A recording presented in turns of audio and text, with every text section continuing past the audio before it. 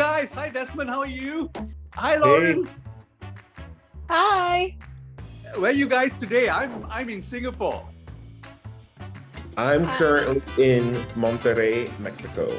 Oh, wow. And Lauren, And I am in Arizona.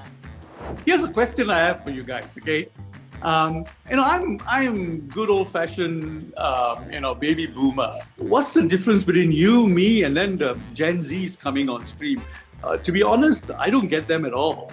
Like I think I understand the Gen X's, whom people like Elon Musk and Jeff Bezos. The Gen X's are like the digital natives of the baby boomers. Millennials and Gen Zs, I just don't get. So, what are you? So, Desmond and I are actually Zillennials. We were born in the last year of Millennials, which makes us sandwiched right in the middle between the two generations, which is great because we kind of identify with the cultures and experiences of both generations, and we can sort of have a unique perspective on what makes each generation. Right. So, the millennials, again, Mark Zuckerberg, Travis Kalanick, Uber, Airbnb, Snapchat. So, those assets are very clear, right? Gen Z, they're digital natives. You got Reddit. I think it was. I think David Carp built Tumblr. The digital assets get a little bit more snappier, if you were to say that, right? Would you agree with that idea, or is there a better way to classify that? No, I agree. I think what comes to my mind first is how we grew up consuming media. For example, for me, born in '96, I still vividly remember being excited going to Blockbuster on a Friday night. My mom gets off work, picks me up, boom, we're at Blockbuster, I'm getting the popcorn, I'm getting the latest movie, and then we go home and then we binge watch the same movie 3 times in a row to get our money's worth. Versus by the time my sister came along in 2009, we already had Netflix, the app, on my Xbox.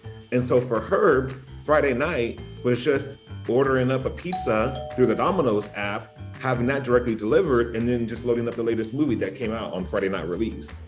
Oh my goodness, that sounds like subscription generation and streaming generation. Is that right?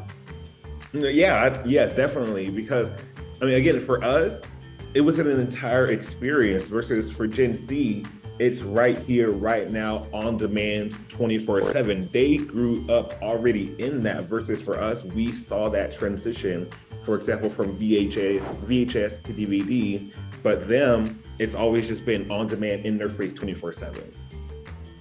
And I think that can be said about pretty much access to anything in regards to millennials versus Gen Z. The access is so much easier and so instantaneous when it comes to pretty much anything these days. And us as millennials, we had to witness the transitionary steps to get to this instantaneous access. Right. And actually, you know what, as you're talking, I'm thinking finance as well. Like a Gen Z will not walk into a bank branch. Like, that would be a total turnoff if that's what expected out of them, right? Now, the thing I want to also characterize the Gen Zs is that because they're constantly streaming and they're bombarded with information from everywhere, what's their attention span like?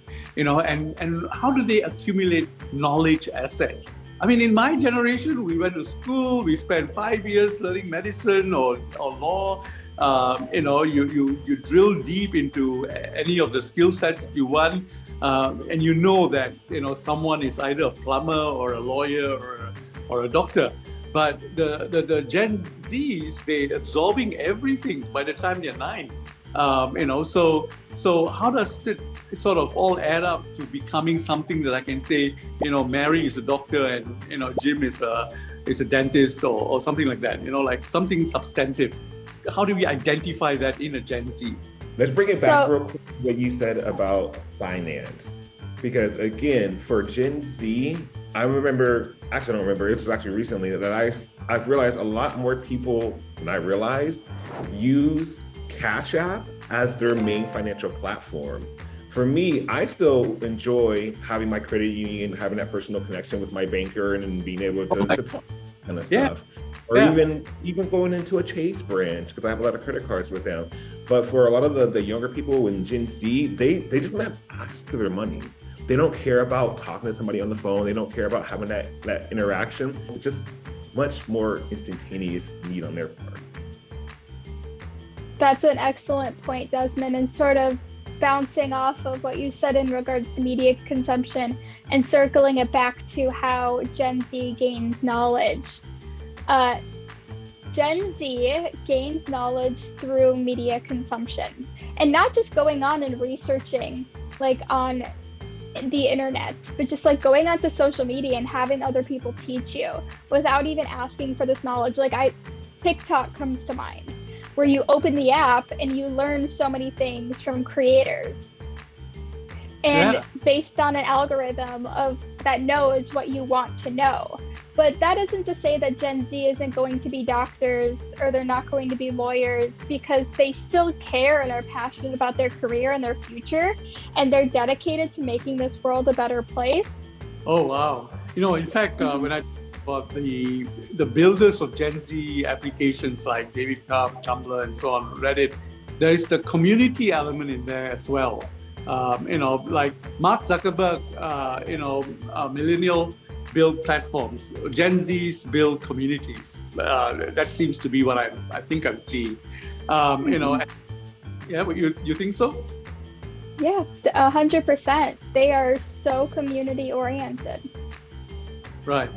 And then there comes Gen Alpha, what in the world is that? Well, they are still in school. I believe Gen Alpha, the oldest Gen Alpha, is in middle school right now, but they're still being born. Hey guys, that's been really great. I mean, you gave me a sense of your generation and the generation after you, and straddling between two generations makes you an authority on both. So that was cool. And then there is the Gen Alpha guys that we haven't figured out yet. Thanks very much for doing this. Of course, thanks for having us on. I think it's really important to get this message out there. And of course, I want to represent my millennialness still, even though I'm on the last cutoff year. Is that a millennial trait as well, being macho, being in charge? Throwing off the guns. Still working on it though. Cool. I heard that if you had Quidditch or any sort of Harry Potter themed club offered in your college, then you're a millennial. So I guess that makes me one too. So with that being said, oh my goodness, that's have right. a Harry Potter day. That's right. And and who would have thought that Harry Potter would ever go out of fashion, right? So here we go. Cheers, guys. Bye.